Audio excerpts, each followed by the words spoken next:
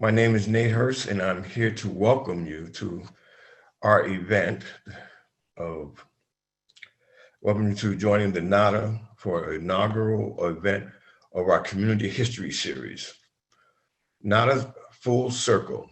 Looking back into the future, my name, as I said, was Nate Hurst, and I serve NADA as Vice President. I am the chair of the Grassroots Committee.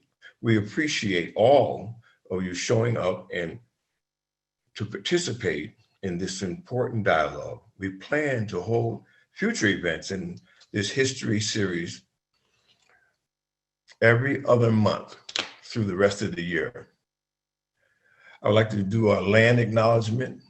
Although this event is virtual, we are inhabiting the historical space of the state of New York, and specifically the South Bronx. We acknowledge the people who came together to creatively and courageously address their social and political oppression using acupuncture and political education. We also want to acknowledge the 8 federally recognized tribes that have inhabited the physical space now known as New York State. The Cayuga Nation of Indians,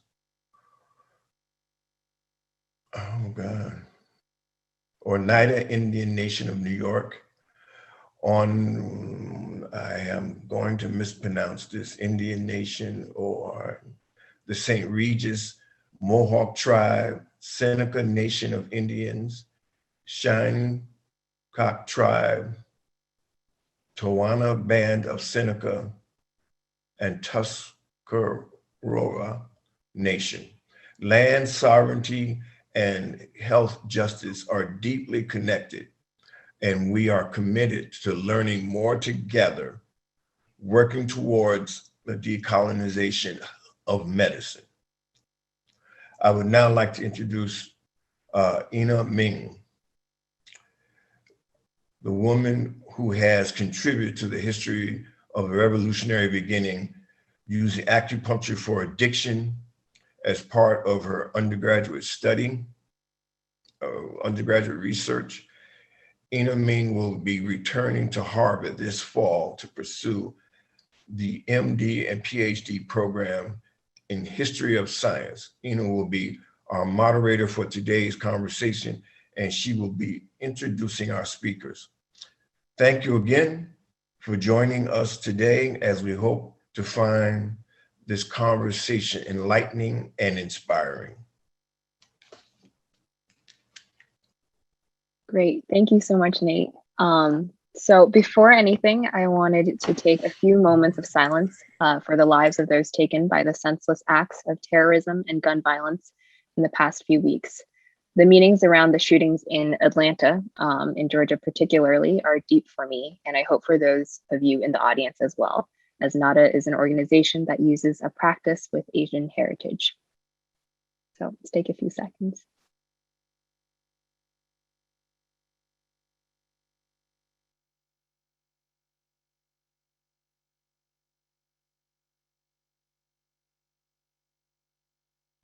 Okay, great. Thank you guys so much. So as Nate mentioned, my name is Eana. I am a young scholar and physician in training, and I am so thrilled to be in company with Professors Johanna Fernández and Miguel Melendez today. Professors Fernández and Melendez have not only inspired me with their scholarship and work, they have also inspired me in expanding what I think is possible for the world and in the envisioning of a more equitable and healthful future. Increasingly, as I study medicine, I realize that it is not simply about the medical, but also the social, political, economic, and personal. So I'm just so thrilled to be here today with them. Dr. Johanna Fernández is an associate professor of history at Baruch College and the author of The Young Lords, A Radical History. Dr. Fernández's Freedom of Information Law lawsuit against the NYPD led to the recovery of the lost handshoe files, the largest repository of police surveillance records in the country, namely over 1 million surveillance files of New Yorkers compiled by the NYPD between 1954 and 1972, including those of Malcolm X. She is the editor of Writing on the Wall, selected prison writings of Mumia Abu Jamal, and writer and producer of the film Justice on Trial, The Case of Mumia Abu Jamal. Her awards include the Fulbright Scholars Grant to the Middle East and North Africa, which took her to Jordan, and a National Endowment for the Humanities Fellowship in the Scholars of Residence program at Sternberg Center. She directed and co-curated Presente, The Young Lords in New York, an exhibition in 3 New York City museums cited by the New York Times as one of 2015's top 10 best in art.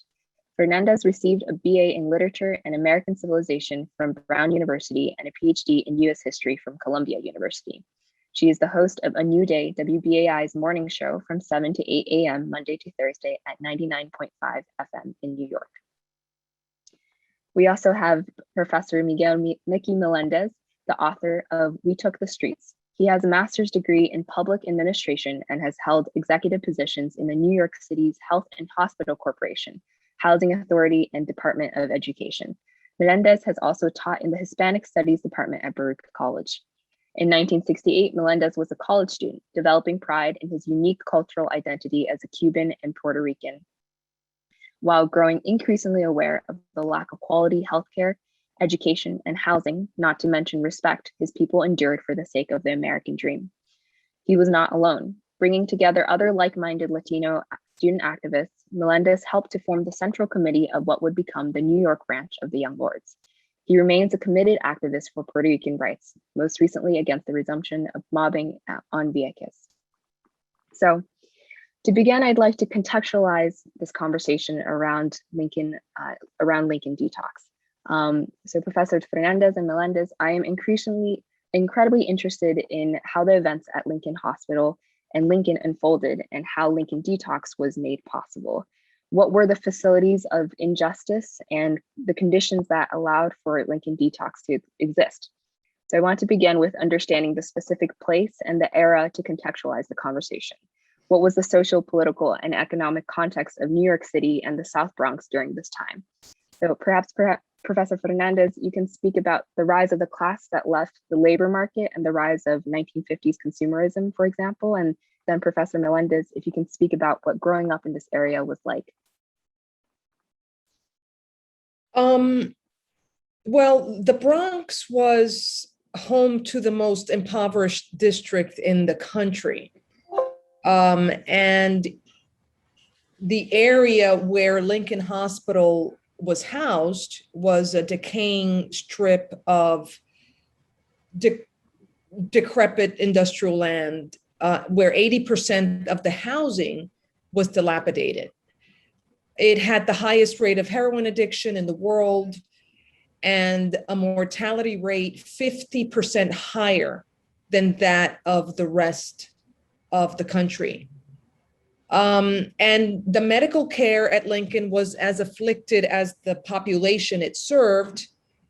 The hospital, you probably know, had an outdated 19th century open ward and clinical interior that, according to one doctor, looked more like an armory or an abandoned factory than a center for the healing arts. And the catchment area of the broader Lincoln community was home to approximately 500,000 people, and the facility had 350 beds. It was clearly overcrowded and there were significant bed shortages. But I think it's important to think about this period in the post-war era. It was a period of change and transition, especially in the structure and economy of New York. So first of all, this was a moment of migration, of mass migration of Black Americans from the South to the North, but also of Puerto Ricans. So Puerto Ricans begin to migrate in large numbers in 1947 as a result of Operation Bootstrap, which is the US industrialization project of the island that displaces more peasants then it absorbs into the industrial economy. Something that is important to consider is that sharecroppers, Black sharecroppers from the South, had also been displaced by New Deal policies like the Agricultural Adjustment Act, which paid farmers not to farm. And of course, Black sharecroppers didn't own the land, so they were displaced from the lands they tilled.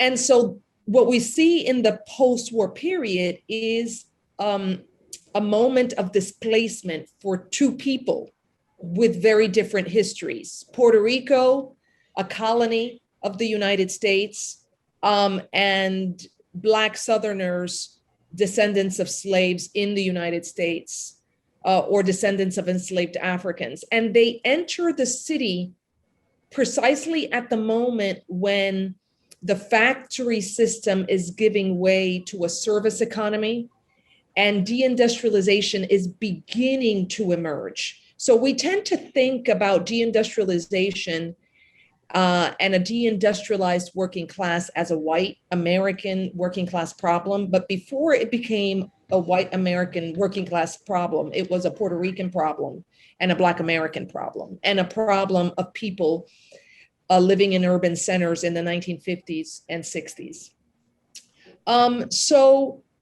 So we also see a mass migration of white Americans out of the cities and into the suburbs.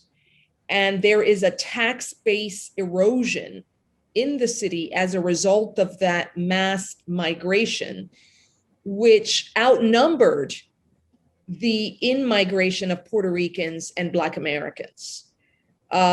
So this is the beginning, essentially, of the urban crisis, what comes to be known as the urban crisis. And so that's the context, a decrepit industrial landscape that, contrary to popular belief, is not really being prioritized as a result of the urban renewal policies of the period. In fact, urban renewal, which is kind of the gentrification project of that period, displaces Puerto Ricans and Black Americans in East Harlem, in Brooklyn, in the South Bronx. And so there's a housing crisis.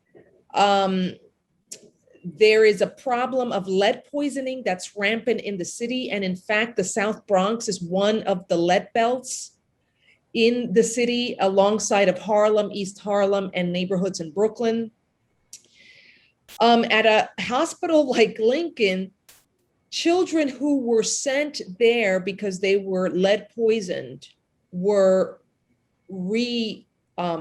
poisoned because the walls of the hospital were painted with lead. So this is the condition of the 1950s and 60s. An interesting bit of information is that more Puerto Ricans migrated to New York in the 1950s and 60s than Black Americans. So really, this is the moment when Latinos in New York become a formidable part of the politics and economy of the city, and Puerto Ricans are mostly hired in the garment industry, which is also experiencing deindustrialization. So 70% of the garment worker industry population is Puerto Rican. And maybe Mickey wants to add to this portrait. Growing up in the South Bronx, well, before I begin, I want to say hello to Cleo, because I don't get to see Cleo because she's in another part of this country. So, you know, this story obviously is very personal to me, because I was there, like Cleo. You know, it's a really part of a personal story. It's part of a story of growing up. It's part of a story growing up in this country and believing certain things. And when you get to a certain age, you're able to process some of that information yourself. And the one example that I have is that, you know, the Cuban part of my family lives in Ybor City. And we would go to Ybor City pre-civil rights legislation. So that's late 50s, early 60s. And when you got to Ybor City, the first time I went, we couldn't go out anywhere on Thursdays. And you had to stay around the house. And it was just, well, what's going on Thursdays that we can't go out? Well, Thursday was the one day that the Negroes can go to the local swimming pool, the amusement park, and the movies. At 9, 10, 11 years old, I mean, as a child, we know when things are right or wrong. I knew there was something wrong. I couldn't articulate it. Years later, when you see the riots going on and people demanding, justice and freedom, and you begin to understand that. And for us, there was the international context was also very important to us, as it has been for every generation in this country. Every generation has had to deal with some kind of a war that this country has gotten into or created. And for us, for our era, it was the war against Vietnam. And it was an international youth movement that was developed because of that war.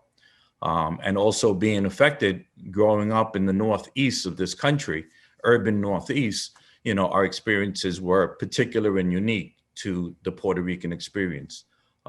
Being first generation, born here, raised here, and educated here. I don't know how much further you want me to go, but yeah, what was the is sort of what Professor Fernandez was saying in terms of growing up in that landscape that was that had all this garbage, that had Lincoln Hospital, that was known for its sort of its violence against patients. What was that in? Were you aware of that growing up?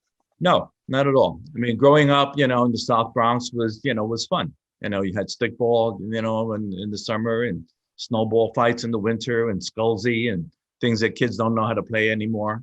Marbles, in a circle, and so it was, it was a fun time. Once I got to my senior year in high school, things got very serious. One, because of everything that was going on. I mean, it was also the generation, some people consider, how this generation lost its innocence, and it started with the assassination of Kennedy, and then the 2 subsequent assassinations of Martin Luther King and Bobby Kennedy, and in between there in 1965, obviously, is the assassination of Malcolm X. So all of these things are, constantly, and the war is constantly in the news. It made the news cycle every single day. So somehow you get affected by it, but you're a senior in high school. And then it started to get serious once I graduated from high school and started to get letters from the draft board. And also beginning again, it was like parallel, beginning to get some political consciousness, being aware of the environment, the political environment a lot more. So, so that's how, I was able to begin to understand. I didn't have enough political consciousness to be a conscientious objector. So what I did was that I joined the Air Force, because they said if you joined the Air Force, you wouldn't go to Vietnam, because there were too many body bags coming back on the block, and I didn't want to be one. So I joined this 90-day program where I actually got sworn in, but I got accepted into Queens College into the SEEK program, and I was able to get a 2S deferment.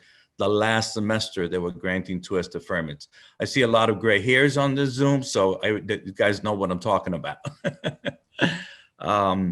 And then from there, when I got to Queens College, it was my experience and meeting Felipe Luciano, who was the first chairman of the Young Lords, and my relationship with him. And then I was failing out of, Queens College because, fundamentally put, it was just too Eurocentric curriculum for me. There was some required course about Greek mythology, which at the time I really wasn't interested and didn't see the relevancy of it in what I wanted to do. And fortunately, I was working with an organization in East Harlem, which was the most progressive organization, because they did not accept anti-poverty money. And that was basically government money, federal and government money that seeped into the cities to try to calm the youth and try to calm the riots around the United States. So I was working with the Real Great Society, and Harris Wofford, who later on became a senator from Pennsylvania, was in the Kennedy administration in the Peace Corps. And he was charged to develop the State University at Old Westbury with a whole new look on curriculum, having some of the empirical experiences in doing field studies in your undergraduate. You can design your own program. If you wanted to do education, you can do your 120, well, minus the physical education credits that the state requires. You can do your entire college education in what you think or what you want to major in. And I was accepted there. I was one of 75 students that inaugurated the college in 1968. So there I meet Pablo Guzman, right? One of two graduates of the state at Bronx High School of Science. Anybody knows anything about Bronx High School of Science? H. Rap Brown had graduated, was the only one that had graduated from there a couple of years before. A very white, upper, it's like the Daltons of the public school system. Anyway, so I meet Pablo, who eventually becomes the Minister of Information. So, I meet these people that I bring together. Juan Gonzalez, I meet during the Columbia strike, because I used to play baseball with his two cousins. And that was like that was being vetted as far as I was concerned with Juan Gonzalez. So I brought all, these people together after being in East Harlem and again, being affected by what was going on nationally and internationally.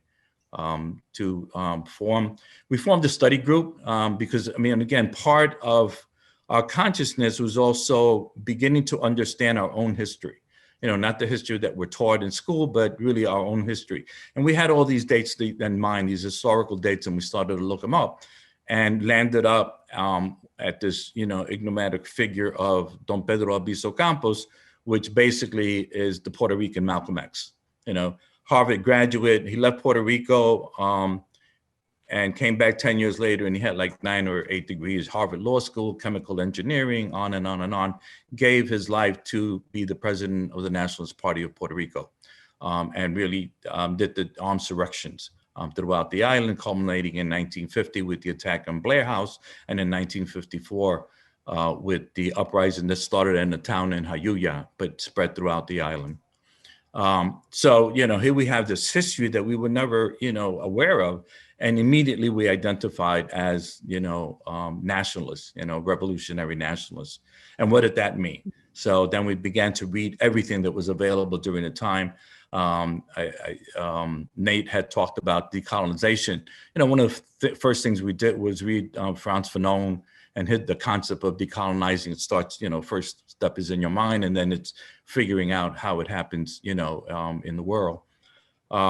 So that was basically, how we came together as the Sociedad del Albizu Campos, which was really just basically a study group. That winter, I guess it was 69, the Black Panther Party, they had formed the Rainbow Coalition. So anybody who hasn't seen Judas the Black Messiah should see it, because Fred Hampton was just a tremendous and wonderful figure of our era. And the United States, well, Hoover and the FBI basically understood the potential that somebody like Fred had, especially 3 years after the assassination of Malcolm. People really looked at him as the next Malcolm. And the other piece of it was that he organized everybody. He organized white people and black people and brown people and Native Americans. And that's a real threat when you have a unity of class, a unity of sexes, unity of national minorities. That becomes real threatening. And nothing threatens this government more than black people being organized to start with. So understanding these things and seeing the formation of the Rainbow Coalition, within there were the Young Lords. So that summer, I'm doing recruiting for the State University at Old Westbury, and I go to Chicago, where I meet Chacha Jimenez, who's a friend of Fred and was the president and chairman of the Young Lords there. He turns me on to a high school student who's ready to go to college. And he was a student leader at the high school in Chicago that wanted to change the name of their high school to Roberto Clemente, who had just recently died in a mission to a mercy mission to, I forget where it was, somewhere in South America. In any case, that's where I meet David Perez. David Perez comes to the summer program, becomes part of the Young Lords. We have an entree to Cha-Cha through David. We go to Chicago to become the Young Lords in New York. And that's how the organization happened in New York. Mm-hmm. Is that right, Johanna? More or less. More or less. A lot of other details, right? Well, one thing, Professor Fernandez, I wanted to, hopefully you can expand on a little bit was, you talk a lot about how the Young Lords is fundamentally this multi-ethnic group. And I think right now there's this conversation around, different ethnic groups working together, whether it's Asians for Black Lives or vice versa. And this idea that it might be quite novel, but we know historically it's not true. There, with the Rainbow Coalition, different groups were already working together, or with the Young Lords, fundamentally it was already in and of itself multi-ethnic. And I was wondering if you can give a little bit of context and history to that. So I think that the Young Lords are special because they emerged at the very height of radicalization in 1966. And they reflect the best of the period. And it's a very short-lived organization from 1969 to 1972, really, 71. Then it's transformed into a revolutionary workers' organization. But revolution was in the air. And revolution was coming from Algeria. It was clearly established in Cuba. And throughout in Vietnam, the Vietnam War was known as the American War by the Vietnamese, and theirs was a struggle against French colonial rule and the US support of French colonialism in Vietnam. So there was a sense of third world solidarity during this period that really crescendoed in the late 1960s. Fred Hampton establishes the Rainbow Coalition in February. In fact, I think the date of that is February 27th.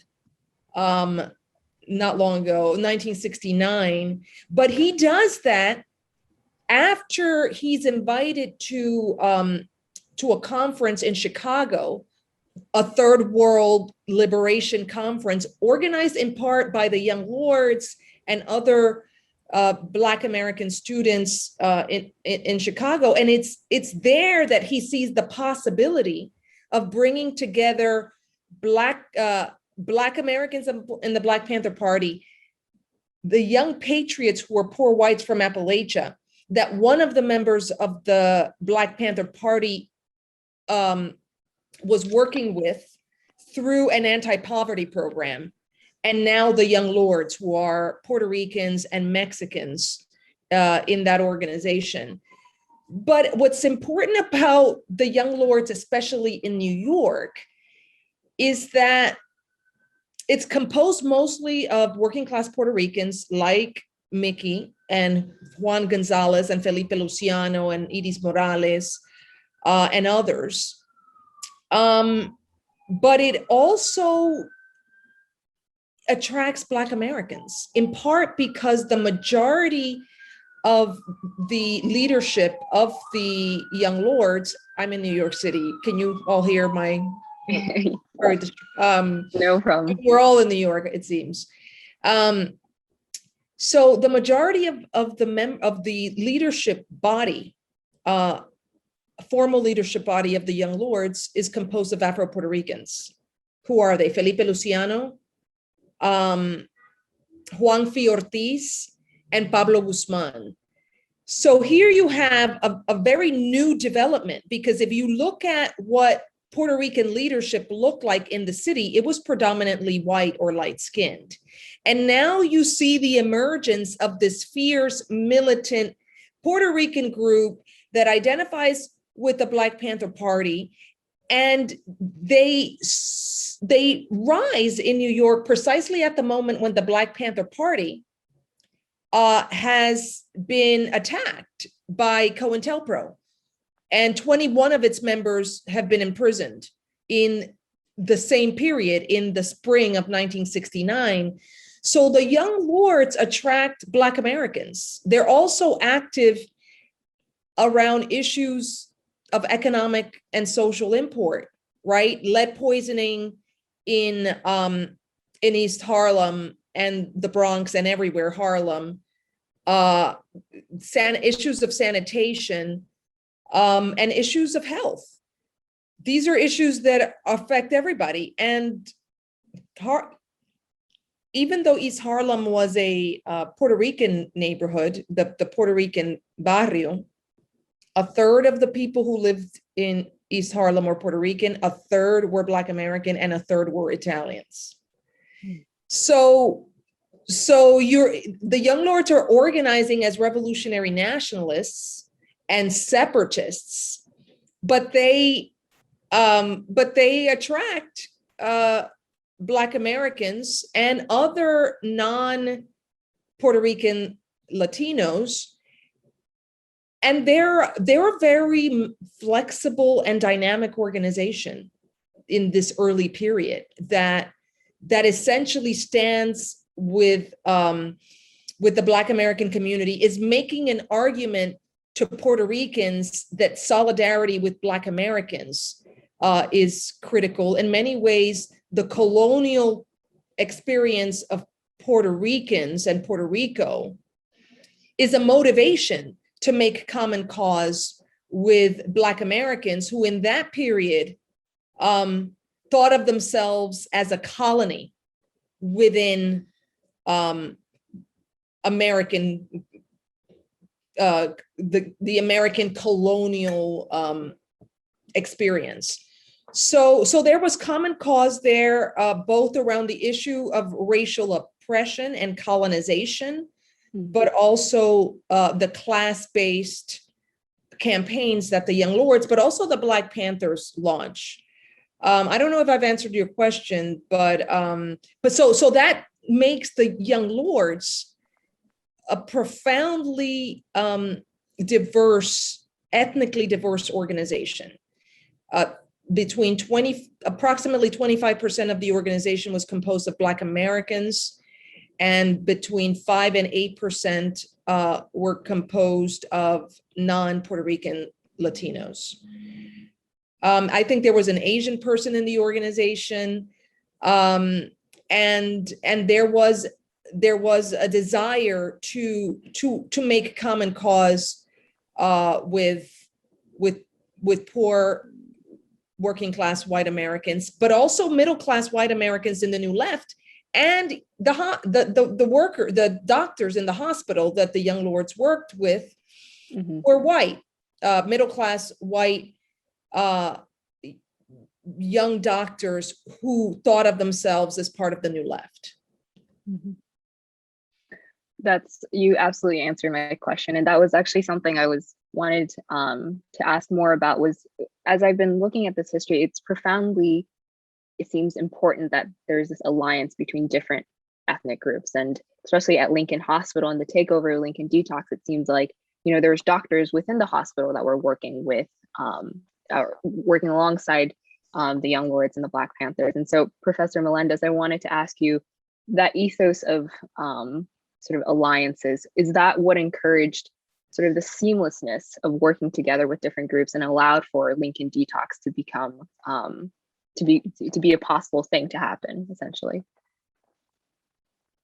Yeah, it was about we all felt we were part of the same coalition. We were anti-racist, anti-imperialist. People supported the national and self-determination of other peoples. And that was the basis of unity. I mean, it was unity based on, some principles that brought us all together. So it was seamless. It wasn't difficult. We spoke the same language, our level of commitment was present. And it was, this commitment to serve the greater good, whatever that meant.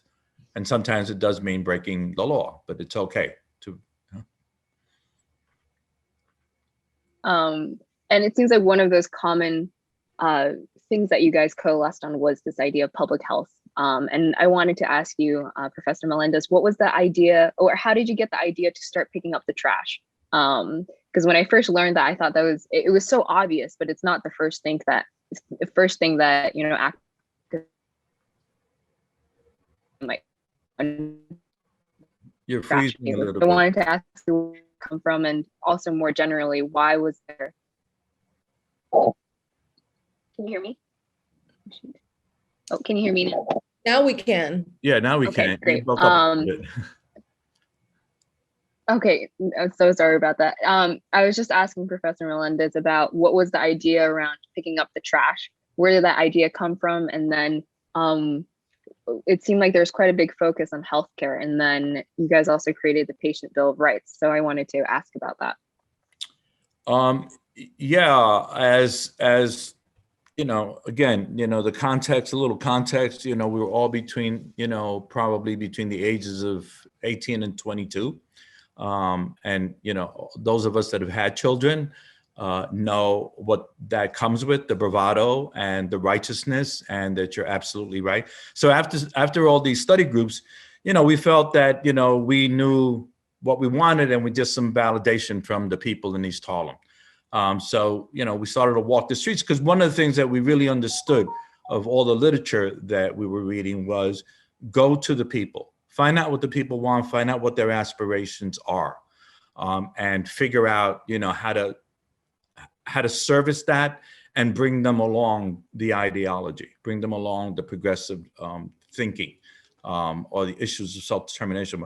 So we really, you know, took that, you know, and that was really one of the principle of the organization, was to go to the people, you know, serve the people, go to the people, find out. So we're going to people and asking them, you know, there were riots. So we thought that pretty high up on the list would be like, you know, police issues or police brutality issues, and or colonialization. I mean, for us, we were just learning this, but, you know, we thought that older people in the community would know about, you know, colonies. And so, you know, we're talking to people, and, you know, we're facing them, and, you know, they just say, look behind you, you know, there's garbage in the streets, you know, why don't you figure out how to pick up the garbage?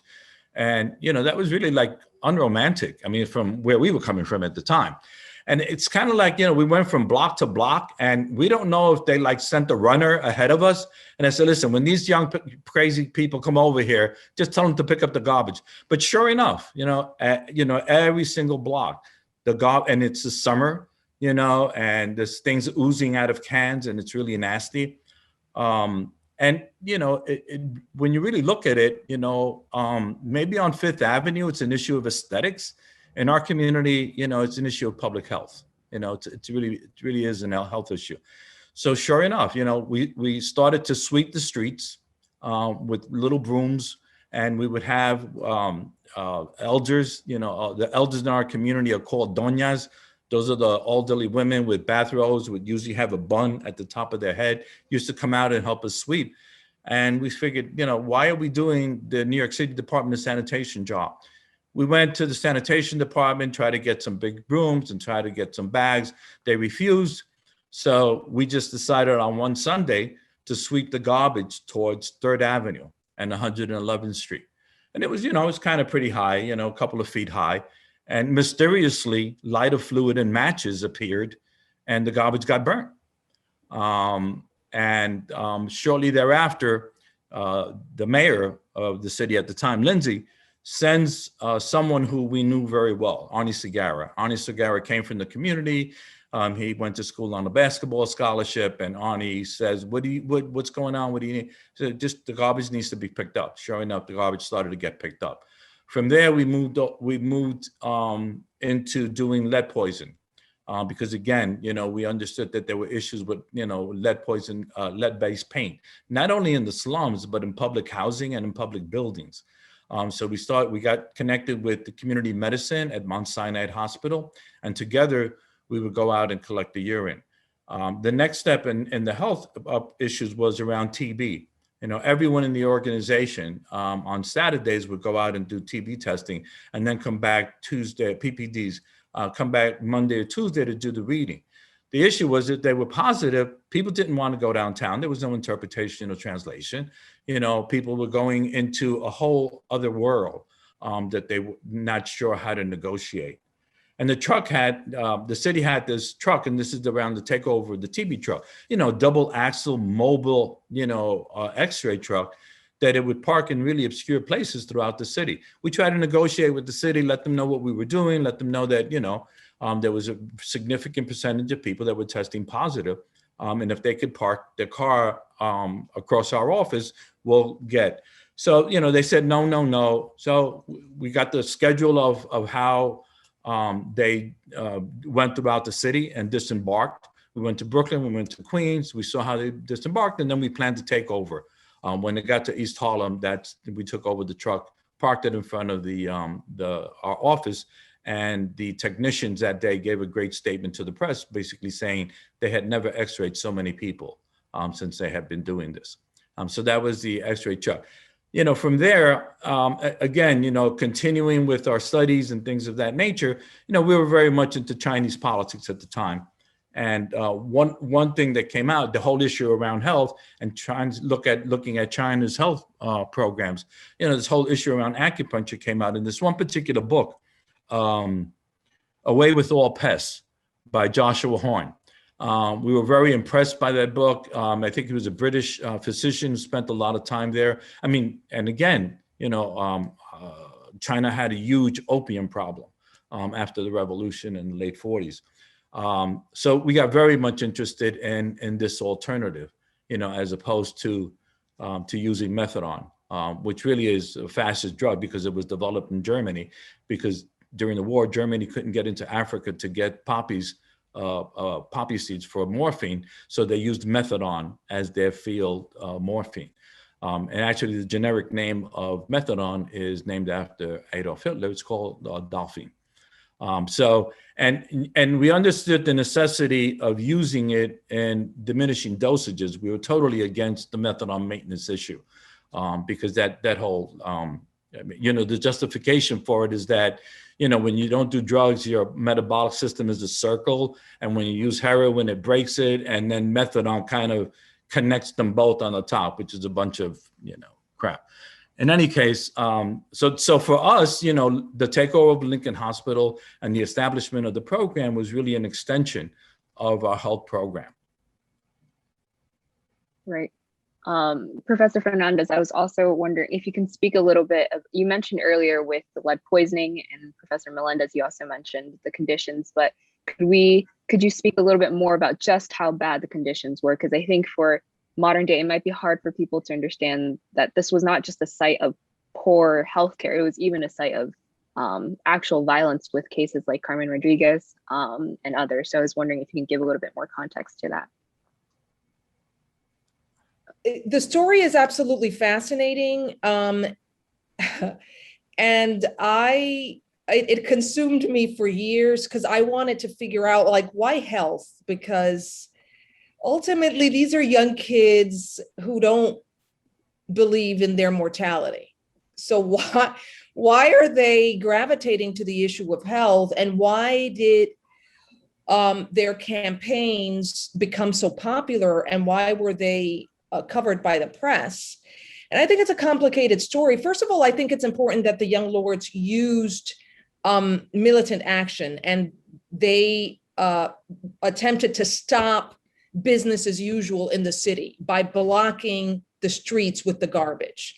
But one of the things I learned, because when you look at the photographs of the period, the garbage is out of control. It's everywhere.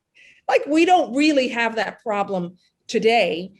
And that's because in the age of consumption, the 1950s, the sanitation equipment of cities hadn't really caught up to the problem that was being produced by the production of garbage. This was more garbage than was ever produced in America. And there was a lag in technology. And so when people said, look at the garbage, it was a real problem, but it was also a problem for Fifth Avenue. although it wasn't a health problem for Fifth Avenue, right? But in the years prior, the Daily News had opened up their lines to New Yorkers, for New Yorkers to tell them what was the problem. And New Yorkers said, the damn garbage. Can you pick up the garbage? So I found all of these things about the real problem of sanitation in New York City. But also alongside of white flight, we have an outmigration of mom and pop doctors from East Harlem, predominantly white, who either leave the neighborhood, but also stop being primary care physicians who've hung up a shingle in the neighborhood, and they become specialists. So there's a transformation in healthcare that's underfoot, that's producing a crisis. And because of Medicaid, people of color who are living in the city have access to healthcare in the emergency room for the first time in the history of the city on a large scale. So what we see happening is the coming together of medicine in hospitals in a large impersonal institution that begins to use Black Americans and Puerto Ricans as literally guinea pigs. I mean, I don't know what else to call them. So there's a transformation in the healthcare system wherein big healthcare institutions and medical hospitals take the lead in the organization of medicine in the city. Institutions like Columbia University Medical School, Einstein Medical School, begin getting paid to manage the hospitals in New York, to manage Jacobi, Lincoln, Metropolitan. This is the beginning of the affiliation system in 1960. Because of the tax base erosion, because of what they argued, the city argued was a lack of doctors, because the doctors had fled the cities. The hospitals needed doctors. That was the argument, to manage the public hospitals, and they privatize the management of the hospitals by literally giving Columbia University, Einstein, and other medical schools money to run these hospitals. And this is at a moment when medicine is unreconstructed, when literally most people who see doctors emerge feeling a little injured, because doctors are not really thinking about the psychology of medical care and patients' needs and whatever it is that patients need psychologically to have a decent medical experience. So you add on top of that racism.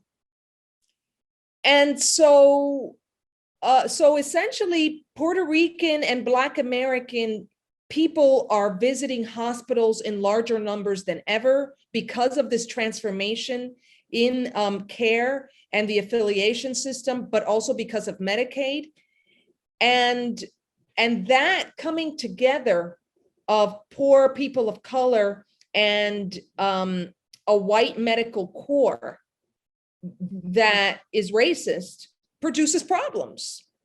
And part of what the Bill of Rights attempted to do was to civilize the process of medical care and the exchange between patient and doctor. So one of the things I learned not too long ago, even though I've spent so many years writing about the medical and health aspects of the Young Lords and the campaigns and the Black Panthers, is that Part of what the coalition work that the Black Panther, that the Young Lords engaged in with the doctors accomplished was something basic, essentially to demand that doctors call patients by their last names when they enter the room. Mr. Fernandez, Mrs. Rivera, I'm so-and-so, I'm Dr. So-and-so, how can I help you? What's going on? Basic, didn't exist. Part of what happens is very grassrooty. So what the Young Lords do alongside of nurses and hospital workers is that they set up a complaint table in the emergency room. And they get 2,000 complaints of patients who can't communicate with their doctors because they don't speak the language, right? They only speak Spanish. That there is garbage in the hospital, all kinds of insanity. And so the problem doesn't begin with the revolutionary politics of the Young Lords, although that's important. It actually begins with the grievances of patients on the ground and an attempt on the part of the Young Lords and the folks they were working with to find solutions to their problems. And what I learned was that they in fact took those 2,000 complaints to the administration, thinking that, okay, we're going to figure this out, and nothing happened. So it's a complex problem. There's the issue of the Puerto Rican woman, Carmen Rodriguez, who died because the intern who was performing the abortion had been legalized in New York State that year in 1970. An intern, a resident, essentially performed the procedure and didn't check the record to see that she had a heart condition. And that procedure he performed led to her death.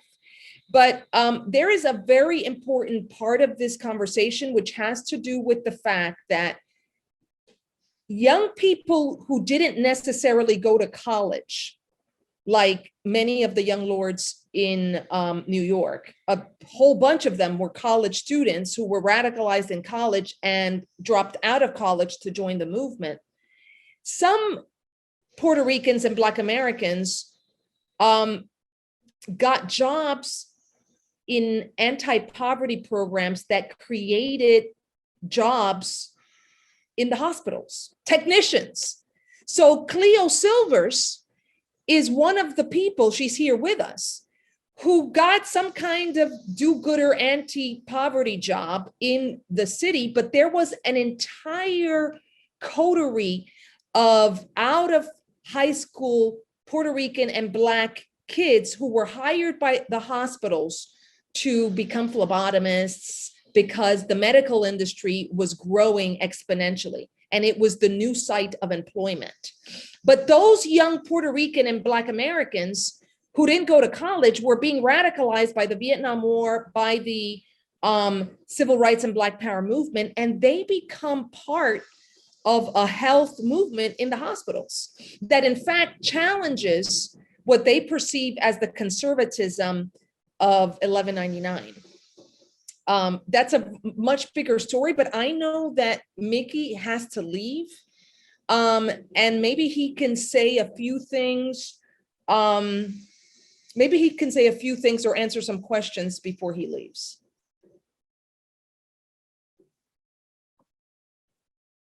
Yeah, I'd just like to add, again, nowadays we, take for granted the Patient Bill of Rights, and people across this country don't know the history, that it's really rooted in the Black Panther and Young Lords health program. There were two other things that again, perhaps people take for granted that did not exist before these health movements. And one is the translation and interpretation, which now just doesn't happen in hospitals, but it happens throughout city governments and governments around social service issues. And the other one is the patient advocate. Although many of the patient advocates, people think that, they're in the pocket of the administration, many are not. and help people negotiate the health system wherever they're presented. Yeah, I got to jump off, but if there's a question or two, Eana, you had a question? Yeah, I know you have to jump, but and perhaps we can have you back for when we speak specifically about the takeovers. And Cleo, I also would love to have you speak about them too. But I read that you were part of the security of in the July takeover. And I think you had mentioned that some guards were very sympathetic to this at Lincoln Hospital, and they allowed many people to come in. So I was wondering if you could describe the conditions of that and the context of that a little bit, because now today I don't know if I can go into a hospital and just take over it, so I was wondering if you could give a little bit of context. Yeah, I think to go back to Johanna's point, I think that these people were people from the community. I mean, John Pacheco, had 3 brothers, and so people that worked in hospitals were people known to us in our community. And yeah, there was a process of, remember that, the Young Lords movement was also around national pride, about being, Puerto Rican and being proud here. I mean, it was everything that the Black civil rights movement was, in our community. So, and being proud nationally, being proud culturally, because again, I mean, there's a whole other discussion about, Black South meeting Latinos or Puerto Ricans, and the music that gets developed around that. So, there were just a lot of similarities. And so they were, I mean, again, the people that didn't support us, we basically said, this is going to go fine. We're not here to hurt you. If you're going to resist, I like to use Denise's, I like to quote Denise on this one, because Denise says, we came from a place of, of love and respect, but didn't take no shit from anybody, and that was basically it, because, it wasn't just about fighting for ourselves. We were fighting for our community. I mean, it really was about love. It really was about respect. And it really was about getting some real services to our people. Yeah, people supported us, more people supported us than we really understood during those period of times. It was only after an offense to say, oh, wow, look, this person did this, or this person did. I mean, people were just stepping forward. And people always want to be part of something that's winning and something that's new and, something that's just broader than self-interest. Great. Thank you so much. Okay. Thank you so much. Yeah, I will come back every time you invite me, so I'm open. You be well. Thank you so much, Professor Melendez. Bye. I'm wondering if we can bring Cleo to this yes, replace Mickey Melendez, because Cleo also worked in yes, at Lincoln. I was just gonna ask Cleo, I don't know if I can put you on the spot, but one question I had was about the taking over the hospital. It seemed like it was a very intentional act in a way to dramatize those issues, right? It wasn't just we want to take over this, and it wasn't a reckless action. I think the more I read about it, the more it was a very planned, intentional way of using new media in a way to publicize and dramatize the event. So I wanted to ask you about what was the process behind planning that takeover. Thank you. It's great to see everybody. The process started pretty much a long time before the actual takeover took place. There had been negotiations and struggles with the administration. I just want to also tell you that I am doing 2 Zoom meetings at the same time. One down here in Memphis where, people here in Memphis, Black people were not allowed to use the library until 1961. And in 1961, the students at Lemoyne Rhodes College sat in and took over the library and demanded that Black people be able to use the library. That's 61. Gee whiz, that we were able to use I'm from Philadelphia and the East Coast, and we were able to use the libraries starting in the mid 40s. So this is a shocking thing for me to recognize. So I'm working as a consultant for the library, and we're going to mentor kids on the need for protests and how to carry it off. So that's why, and they're having the anniversary Zoom meeting today. So I'm in both places. But I want to talk about the Think Lincoln Committee. Think Lincoln Committee was a coalition of Mickey and Johanna have been talking about that. The coalition of doctors, community people, Young Lords, Black Panthers, Iwar Kun, which was a Chinese organization from Chinatown. At one point, we had the White Patriots for a little while before they broke up. And what we did is we set up a complaint table in the emergency room because people were waiting for 72 hours to get seen on the weekends. There was no food or water available for people.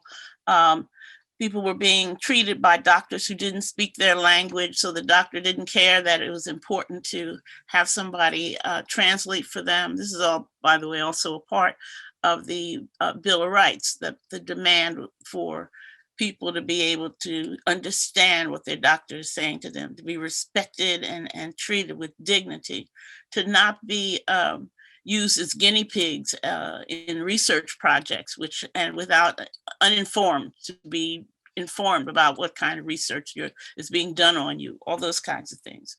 So the Think Lincoln Committee was able to build up thousands of complaints, and we were able to make an analysis. We put them in areas of administrative areas, medical areas, community respect, and we took those, we made an analysis, put those complaints together, and we were finally able to present them to administration, and they just ignored us. They were like, so what?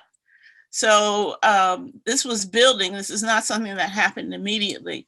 And at the same time that we were presenting our complaints about the low quality of care that was being delivered to the people in the community, the Carmen Rodriguez incident occurred.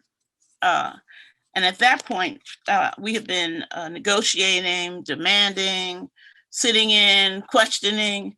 And at that point, we were like, okay, this is it. This is the end of the road. This hospital, and I guess we didn't talk about the conditions in the hospital at Lincoln Hospital, but the conditions were horrible. Lincoln Hospital, the physical plant, had been a nursing home for free slaves. And so it was really, the conditions were really very, very harsh and difficult. So we had a lot of complaints. The Young Lords were pretty clear on that, but something had to be done beyond what we had done up to this point. So that's where the takeover came in to dramatize the complaints that we had and to make the demands open and understandable for everybody, for as many people as possible. So I just, go right ahead. Ask you. I think Cleo is just always an incredible human being to listen to.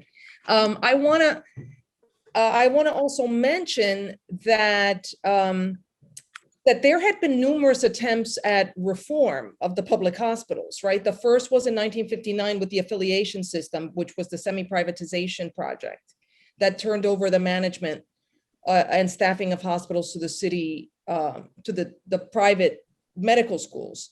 But there was also the 1199 campaign to unionize the mostly Black American and Puerto Rican orderlies, the janitors, the nurses' aides, the porters, the elevator operators, the laundresses.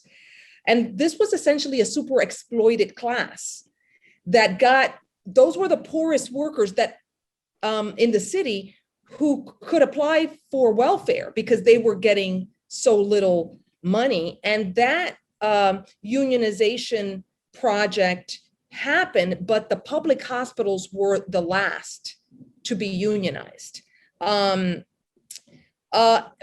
is an important struggle because it transforms the hospitals, or begins the process of transforming the hospitals from paternalistic institutions to a professional one. So healthcare is in the air as a problem, something that we don't think about when we think about the civil rights and Black Power movements. And the majority of people who were working there, who were getting these horrific jobs, terrible conditions, were people of color. So there were also all of these anti-poverty programs that were attempting to bring democracy to the hospital in very discrete programs. One of them, and I got the whole shebang of a story from Cleo Silvers, was the mental health clinic. Yeah. So there was a mental health clinic that was experimenting with neighborhood storefronts that would offer therapy to the community in the Bronx. And they were hiring these young kids like Cleo, who got a job through an anti-poverty program and were placed in the hospital. And they were getting all of this rhetoric about community control from the anti-poverty program that was all talk and no action. And at some point in 1969, 100 workers, mostly young people of color, who were brought into the hospital through the anti-poverty programs, took over the mental health clinic at Lincoln Hospital. So that preceded the occupation of July 1969. And it was immediately after that occupation that the Panther 21 were arrested. And the Panther 21 were in fact involved in offering support work to the hospital workers who took over the clinic. Maybe Cleo wants to talk about that. Oh, that was it's very interesting because I was hired on at the mental health services as a community mental health worker. Wow. And within weeks, the leadership, which were brilliant young African-Americans and Latinos, Puerto Ricans in working in the hospital, they understood what was supposed to be done. They had a clear understanding of how the hospital and the mental health services should be run. And they were making demands on the administration to make the necessary changes to stop the use of psychotropic drugs in the neighborhood, to treat people with dignity and respect, of course, to pay the mental health workers at the same level as the other professionals who came into the community and did not have a sense of who they were dealing with, who couldn't speak the language, all those things. And that if it were not for the mental health workers, they would have no way to enter the community and work and really work and do serious work to help change the conditions. That it should be recognized by the administration that many of the problems that were presenting in the mental health services were as a result of the social and the economic conditions, and not because people were quote unquote crazy. And the last demand was for training and upgrading for the mental health workers so that we could obtain degrees and educations, and so that we could be recognized for the work that we were doing, and for how important, and recognition of the importance of the work of the mental health workers. So those were our demands. And when we took over the mental health services, we began to run the mental health services and implement more interesting and innovative programs that we have been requesting to be used, and stop the use of the psychotropic drugs on a large scale in the community. It was an amazing, and I just want to say the people who led it, Aubrey Dawkins, Ruth Dawkins, Danny Argote. These were some really amazing people. Richard Weeks, Richard Weeks was one of the major leaders of that takeover, and that we were recognized as the rebellious chapter of 1199. So they saw us as a renegade chapter. But and the other part of our demand was also to have the administration take a stand against the Vietnam War, because that was really and to have the leadership of 1199, our union, take a stand against the Vietnam War. So yeah, we were recognized as the most rebellious of all the chapters in New York City that had been organized. That Lincoln Hospital Mental Health Services chapter of the union. So that began, and the relationship that we had built with the doctors also helped us in the process of the developing process of really understanding that in Lincoln Hospital, in the city and in the South Bronx, that there was not a drug rehabilitation program for the 1 in 4 people that lived in the South Bronx that did not use chemicals or did not use Dolphine or methadone, as Mickey was saying. So that's where these concepts began. And during that takeover, the Black Panther Party came in, and they were amazing. First of all, they brought food and water, which is very much needed, Then they brought their ideas and help with really doing how to organize a takeover.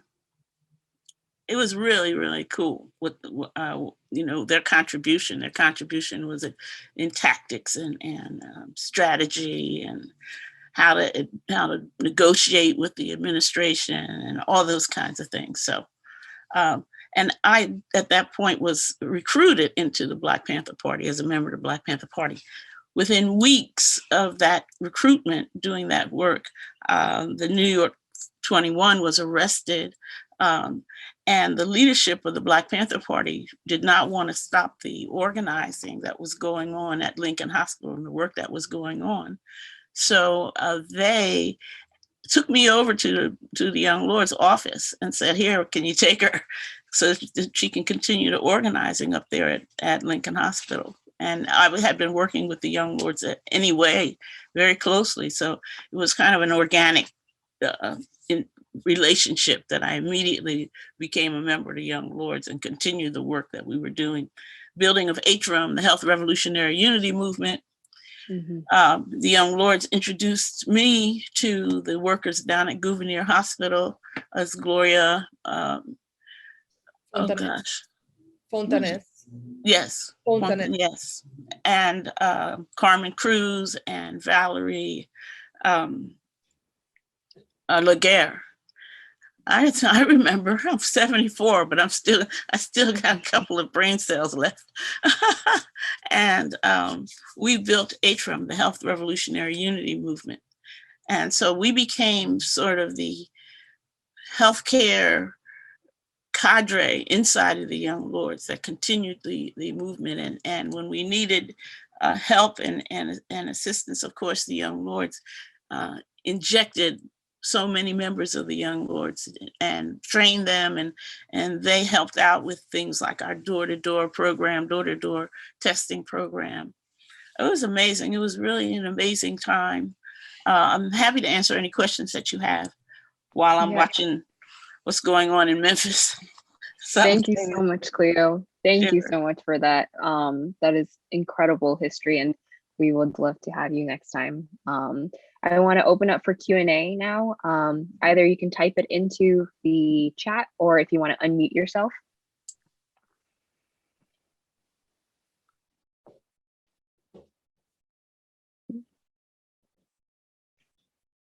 And if you guys still need some time to think, I have one question, especially that I wanted to ask Dr. Fernandez and also Cleo, which is, what are the legacies of the Young Lords and Lincoln Detox that people, and especially young people, should learn from? Where were they successful and where were they not?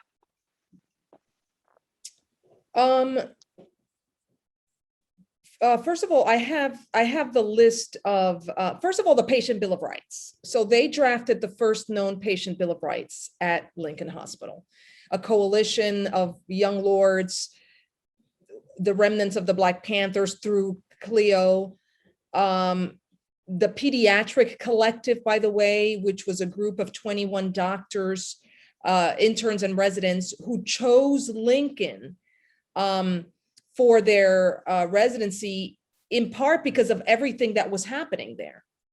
And they created Think Lincoln, right? So this was a coalition of doctors, workers at the hospital, and the Young Lords, drafted the first Patient Bill of Rights. That's no small potatoes, because that's something that we take for granted today.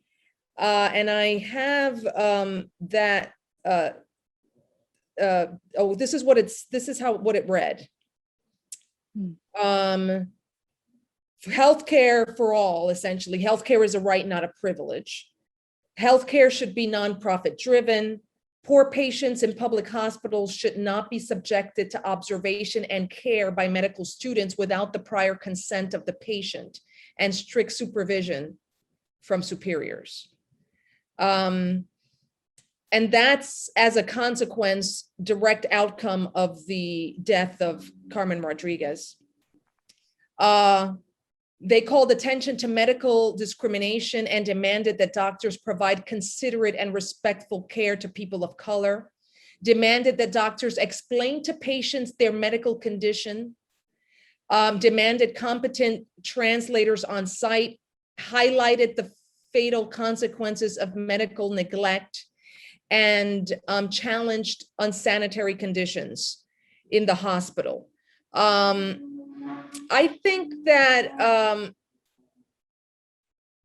part of what the Young Lords and the medical core of that period did, and the activists, was to attempt to address the root causes of healthcare crises and disease. So in the last year, we've heard a lot about pre-existing conditions. And when you listen to the media, part of what you heard was media and even doctors engaging in race ideology. Essentially, the notion that race is about some kind of medical biological category, which we know is not the case. And what was incredible about the Young Lords was that they actually called pre-existing conditions diseases of poverty, a term they used inspired by the Cubans. That's a term of the Cuban Revolution. And they exposed, they prioritized public health, but exposed diabetes and high blood pressure and high incidences of mortality among pregnant women of color as a disease of poverty. So they attempted to analyze and name, they spoke the unspoken. They essentially said that healthcare for profit is going to mean a public health catastrophe and crisis. They worked together with folks across racial lines, and they engaged in bold direct action, and they had a media strategy that shifted the terms of political debate and public debate in the city.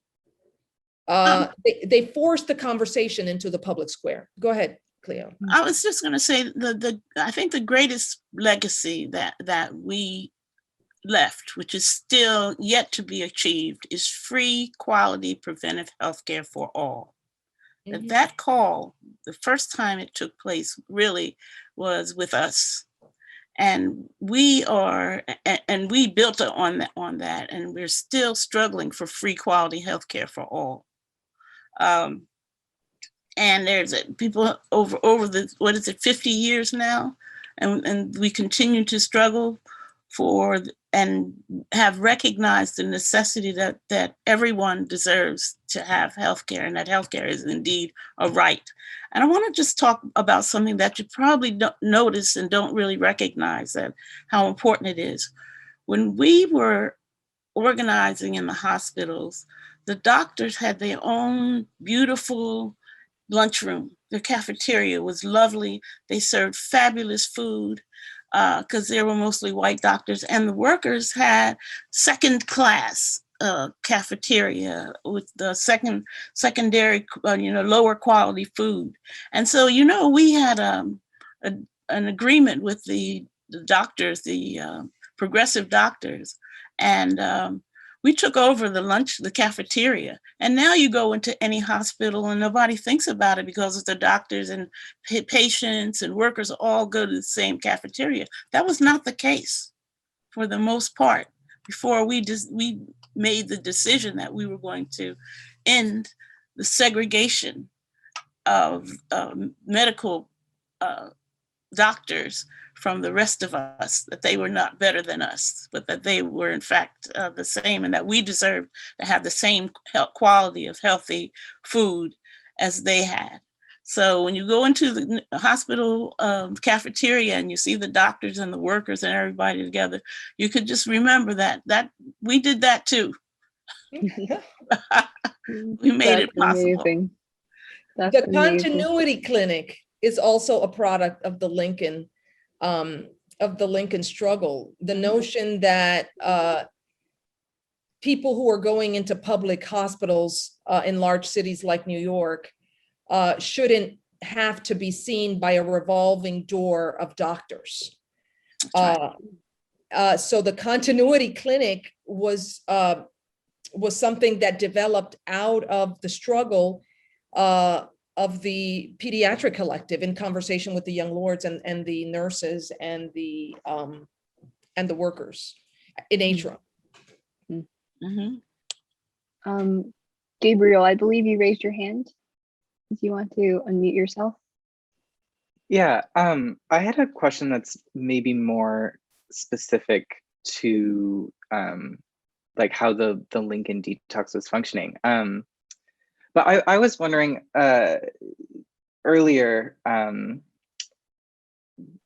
the like inspiration from like Chinese politics, like and Maoist politics surrounding health was discussed. And I'm writing my thesis about the Lincoln detox right now, so this might be very specific. But I was wondering, like, how did you see the connection between like how the Lincoln detox itself was functioning and like barefoot doctors and cadre formation and all of that stuff? Well, you just pretty much answered the question for yourself. We were Red Book readers, and we read the Red Book, and some of the things that we learned there was the importance of understanding the yin and the yang, understanding that it was dialectics. Everything in life is based on a positive and negative. So the concept of also, so I think some people had gone to China and had seen the use of acupuncture for all kinds of medical issues, as opposed to using chemicals and drugs to treat illnesses. And the idea came up that I think it was Panama and Mutulu and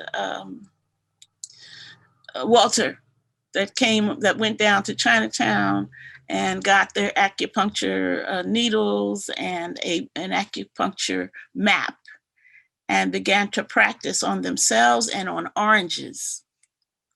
with the help of some doctors from Canada and some doctors here who had some training and understanding, and began to use, because the purpose of the Lincoln Detox was to have a detox program that did not use chemicals or drugs as a form of rehabilitation, but to use two things: to use the acupuncture and to use a training to help them recognize that once they were clean and had a life of their own, that they should share this with people in the community, and that they should become organizers. And one of the greatest legacies, I think, of the building and establishment of the Lincoln Detox is Panama Alba, who was 15 yeyears old, who, when I met him, was nodding out on the corner.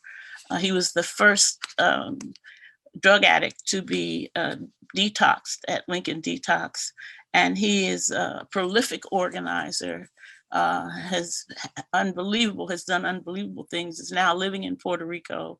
I mean, his story in itself is a wonderful story. Fantastic. So, and I'll be happy to tell you that story and more details about what happened and the day that we took over and how we moved up to that necessity to recognize the necessity to have that program. So. And that was in November of 1970. So that was separate from the first, really the second occupation. Because the first was a takeover of a mental health clinic. The second was the young lord's occupation of one of the buildings of Lincoln Hospital, the nurses' residence. And the third was in November, which was the occupation of a floor of the nurses' residence. But the acupuncture, Cleo, didn't happen immediately. It took some time for the acupuncture as a method, right? For addiction. It came later. And it had a lot to do with Mutulu Shakur, who's now a political prisoner. He was hired as a political education instructor in the clinic. And I think that this is important to underscore that to these people, activists, part of what they argued was that the rehabilitation of the human being was integral to fighting addiction. And that would come through political education and activism in the community. And once people were successful, they were hired to become instructors in the program. I mean, it's really incredibly forward-thinking method, not just for addiction, but for anything under the sun you can imagine. It's a way of addressing social problems that is holistic, that addresses the problem, the individual, the psychology, and the social and economic conditions.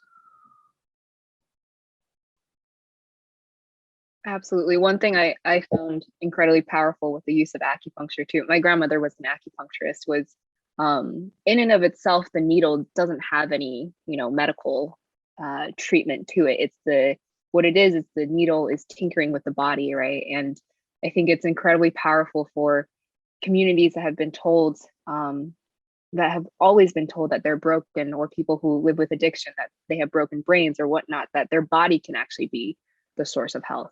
And I think that's profound and quite subversive in a way as well. Absolutely.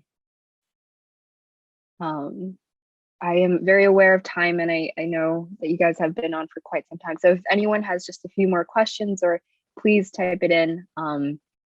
But if not, I am so grateful for your time, Dr. Fernandez, as well as yours, Dr. Silvers. And this is an ongoing conversation that we will have.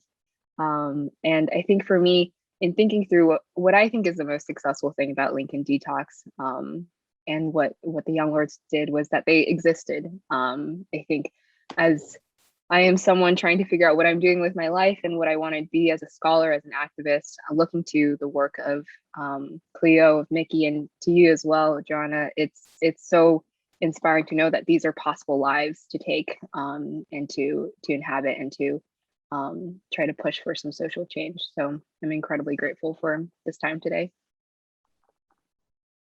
Thank you for the conversation. We still need free healthcare for all.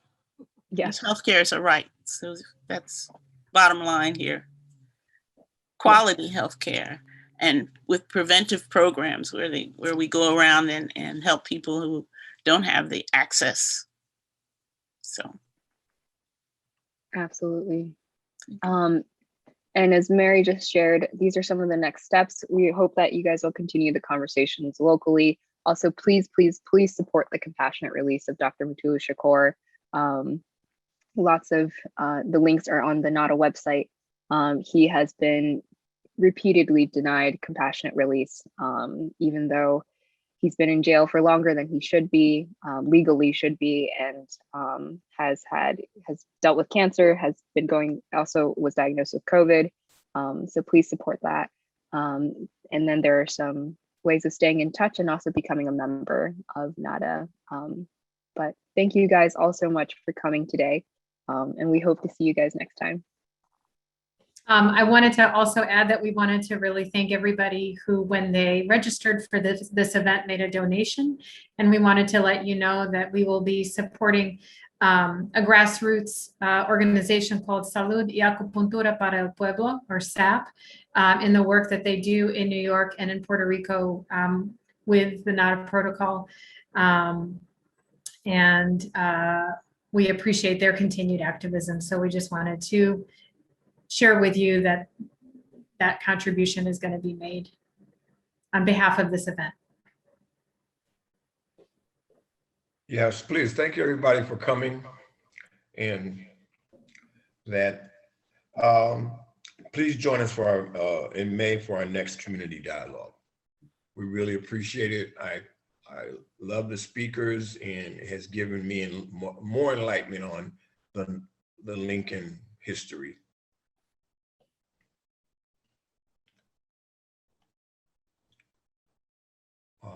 So we're closing Cleo, out. Cleo, did you have something you wanted to say?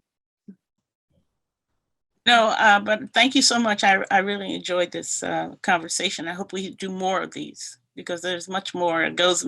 Actually, this is a very superficial overview because there's so many more deeper issues that we were unable to capture today, but that we should talk about in terms of the quality of the delivery of healthcare.